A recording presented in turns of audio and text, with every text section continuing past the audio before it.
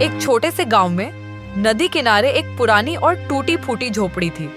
उसी झोपड़ी में गरीब किसान भोला राम अपनी बूढ़ी माँ कमला और बेटी गुड़िया के साथ रहता था। भोला राम के पास बस थोड़ी सी जमीन थी। उसी में वह खेती करके अपने घर का गुजारा किया करता था। बेटा भोला राम, थोड़ा आराम भी कर लिया कर।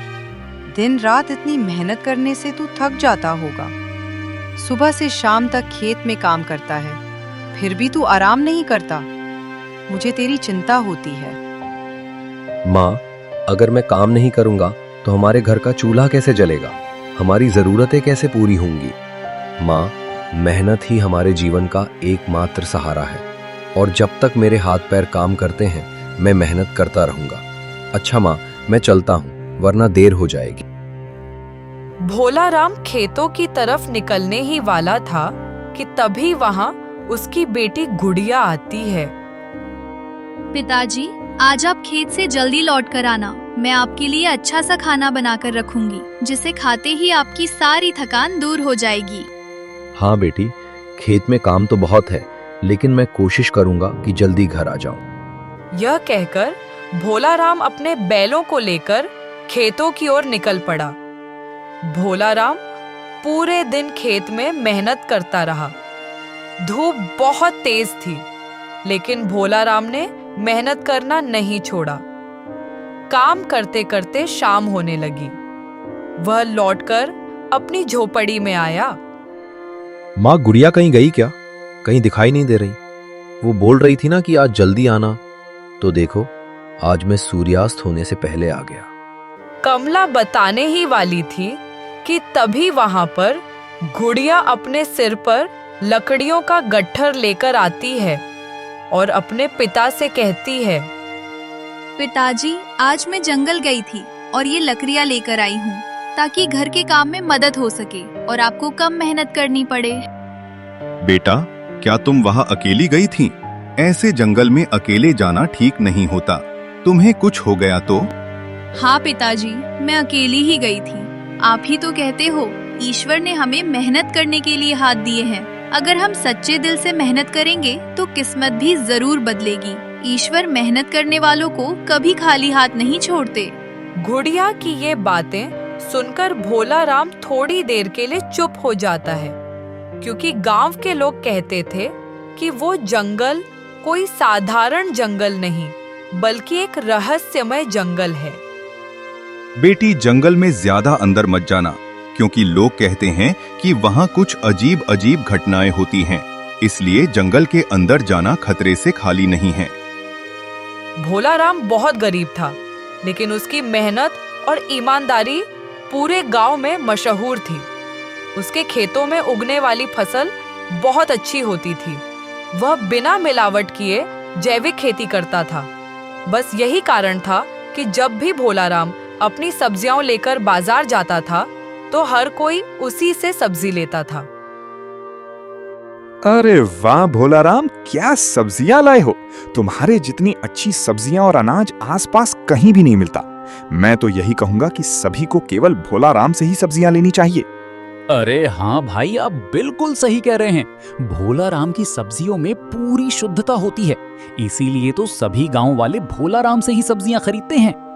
भाइयों, मेहनत का सही दाम मिल जाए वही मेरे लिए बहुत बड़ी बात है। मैं ज्यादा धन दौलत पाने की इच्छा नहीं रखता।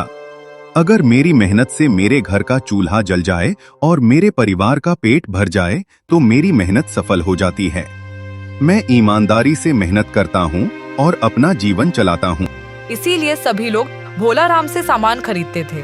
लेकिन उसी गांव में एक बहुत बड़ा और अमीर व्यापारी था।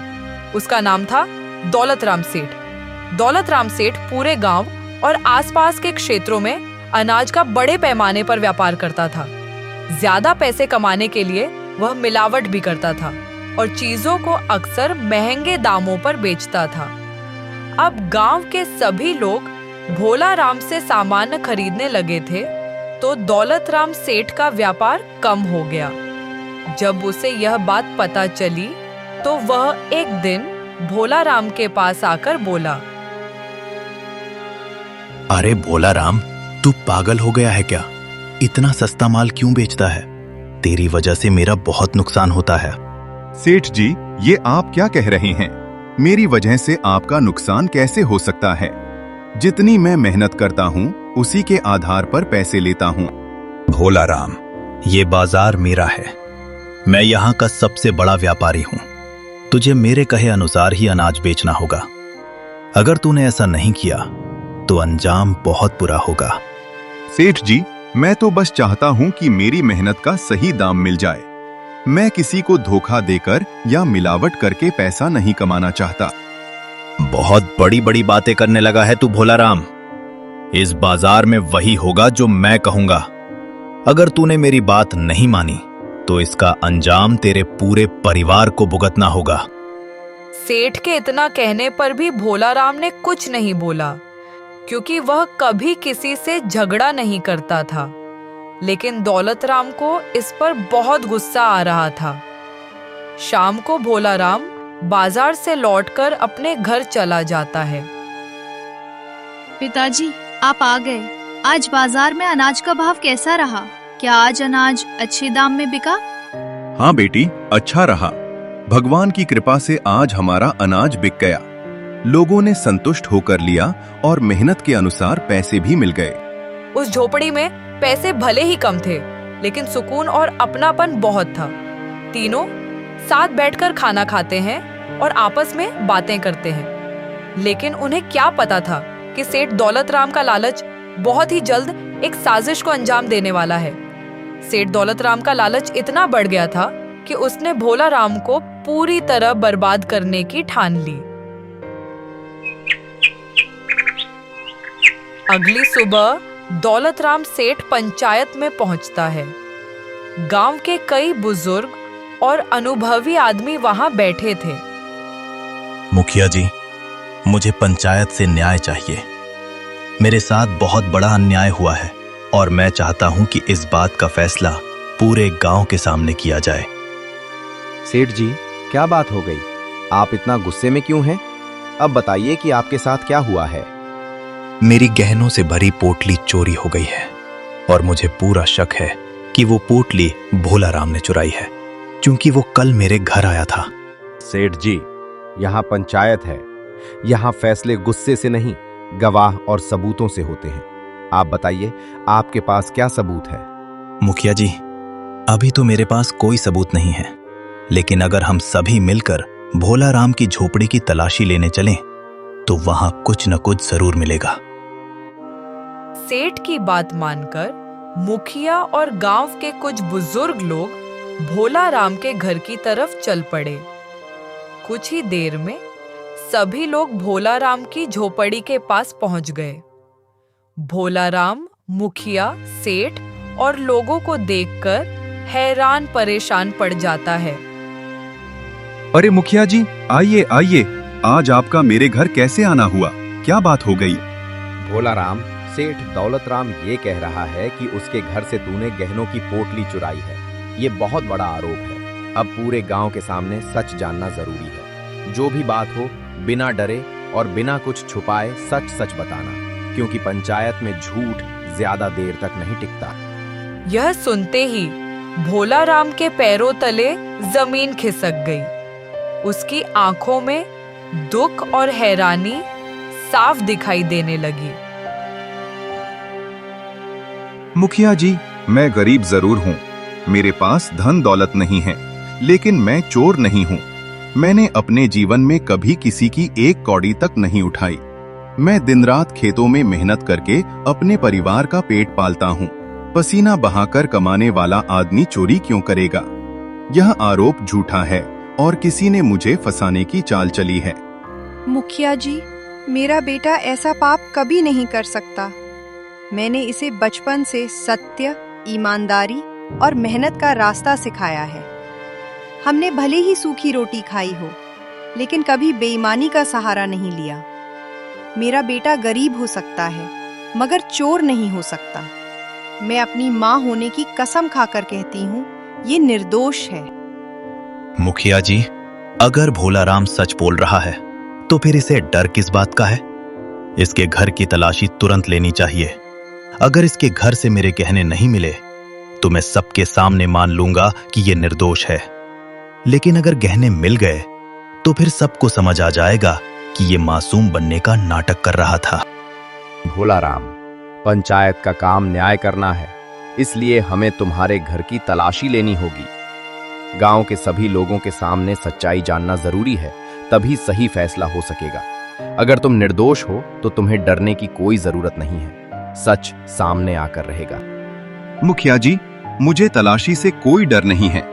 आप मेरे घर का एक एक कोना देख सकते हैं। हमारे पास छुपाने लायक कुछ भी नहीं है। अगर सच में मेरे घर से गहने मिल जाएं, तो पंचायत जो भी सजा देगी मैं सिर झुकाकर स्वीकार करूंगा। लेकिन मुझे पूरा भरोसा है कि ईश्वर सत्य का साथ देगा। पंचायत के 3 लोग भोला राम की झोपड़ी के अंदर गए और हर कोने की तलाशी लेने लगे। मिट्टी के बर्तन, अनाज की बोरी, पुरानी चारपाई, लकड़ियों का ढेर, सब कुछ ध्यान से देखा जाने लगा। बाहर खड़ा भोला राम मन ही मन ईश्वर को याद कर रहा था। उसके चेहरे पर चिंता थी, लेकिन दिल में विश्वास था कि सच जरूर जीतेगा। कुछ देर बाद अचानक एक आदमी झोपड़ी के अंदर से गहनों से भरी पोटली लेकर बाहर आया। यह देखकर वहां खड़े सभी लोग हैरान रह गए। देखा मुखिया जी, मैंने पहले ही कहा था कि यही चोर है। अब सबूत सबके सामने है। ये वही गहनों की पोटली है जो मेरे घर से चोरी हुई थी। अब बताइए, क्या अभी भी कोई इसे बेगुनाह कहेगा? ये बाहर से सीधा सादा बनता है, लेकिन अंदर से बहुत बड़ा धोखेबाज निकला। नहीं मुखिया जी, नहीं, ये गहने मेरे नहीं हैं। मैंने इन्हें आज से पहले कभी नहीं देखा। मुझे पूरी तरह यकीन है कि किसी ने मुझे बदनाम करने और चोरी के झूठे आरोप में फंसाने के लिए ये पोटली मेरे घर में रखी है। मैं निर्दोष हूँ। मैं गरीब जरूर हूँ, पर बेईमान नहीं हूँ। मुखिया जी, ये सब झूठ है। मेरा बेटा ऐसा काम कभी नहीं कर सकता। किसी ने जानबूझकर हमारे घर में ये गहने रखे हैं ताकि हमें बदनाम किया जा सके। हम गरीब लोग हैं, इसलिए हमें आसान निशाना समझा गया है। आपसे विनती है, बिना पूरी सच्चाई जाने कोई फैसला मत कीजिए। मुखिया जी, अब तो सबूत भी सबके सामने मिल गया है। ऐसे चोरों को हमारे गांव में रहने का कोई हक नहीं है। इसने पूरे गांव का विश्वास तोड़ा है। इसे ऐसी कड़ी सजा मिलनी चाहिए कि आगे से कोई दूसरा आदमी चोरी करने की हिम्मत ना करे। मुखिया जी, दया कीजिए और मेरी बात सुनिए। मैंने कोई चोरी नहीं की है। कृपया मेरा यकीन कीजिए। यह सब एक साजिश है जो मुझे बदनाम करने के लिए रची गई है। मैं गरीब जरूर हूं, लेकिन चोर नहीं हूं। मुझे झूठे आरोप में फंसाया जा रहा है। लेकिन वहां उसकी बात सुनने वाला कोई नहीं था। अब लगभग सभी लोग उसके खिलाफ हो चुके थे। भोला राम, तुम्हारे घर से गहने मिले हैं और यही तुम्हारे खिलाफ सबसे बड़ा सबूत है। पंचायत इस मामले में फैसला करेगी, लेकिन फैसला सुनाने से पहले हम तुम्हें आखिरी बार मौका देते हैं। तुम इस बारे में क्या कहना चाहते हो? मुखिया जी, मुझ पर भरोसा कीजिए। मैंने चोरी नहीं की। यह सब झूठ है। किसी ने मुझे जानबूझकर फंसाया है। मैंने गहने नहीं चुराए। मैं मेहनत की कमाई खाने वाला इंसान हूँ। मेरे हाथों ने हमेशा खेत जोता है, किसी का धन नहीं छीना। लेकिन अब सबूत मिलने की वजह से सभी लोग भोला राम के खिलाफ हो चुके थे। सभी सबूतों को देखते हुए पंचायत ने निर्णय लिया है कि भोला राम को चोरी के अपराध में आज से ही इस गांव से निकाला जाए। यह फैसला गांव की शांति और व्यवस्था बनाए रखने के लिए लिया गया है, ताकि तुम्हें देखकर गांव का कोई दूसरा व्यक्ति ऐसा काम करने की हिम्मत न करे। यह फैसला सुनते ही भोला राम अंदर से पूरी तरह टूट गया। भोला राम, पंचायत का फैसला सुनाया जा चुका है। तुम्हें आज ही इस गांव को छोड़कर जाना होगा।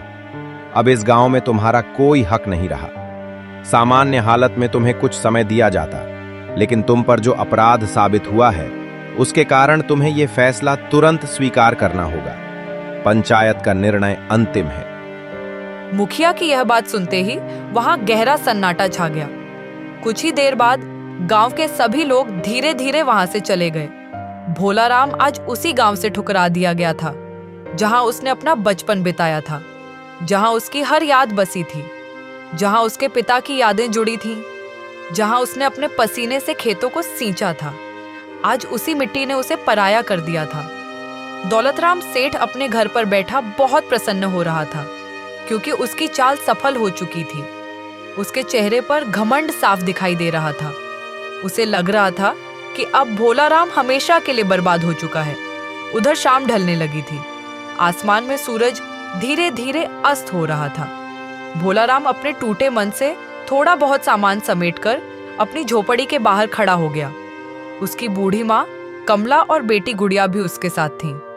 तीनों ने भारी दिल से अपने घर की ओर आखिरी बार देखा, वही घर जहां उनकी अनगिनत यादें बसी थीं। फिर वे धीरे धीरे गांव से बाहर निकल गए। चलते चलते वे जंगल की ओर बढ़ने लगे। वही जंगल जिसे गांव वाले रहस्यमय जंगल कहते थे, जहां जाने से लोग डरते थे। चारों तरफ घना अंधेरा छाने लगा था। पेड़ों पर बैठे पक्षियों की आवाजें और पत्तों की सरसराहट सुनाई दे रही थी। चलते चलते कमला थक गई और एक बड़े पेड़ के नीचे बैठ गई।